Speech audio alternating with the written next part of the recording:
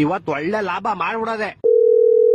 Hello, ಅಲ್ಲೋ ನಿಮ್ ಹೆಂಡತಿ ನನ್ನ ಹತ್ರ ಅವಳೆ.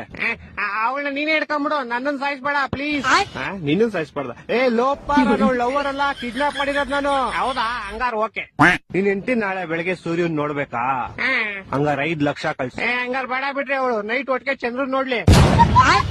ತಲೆಗಿಲೆ ಕೆಟ್ಟೈತ ನಿಂಗೆ. ನಿಮ್ ಹೆಂಡತಿ ಸಾವು ಬದುಕಿನ ಮಧ್ಯೆ ಆಟ ಆಡ್ತಾವಳೆ.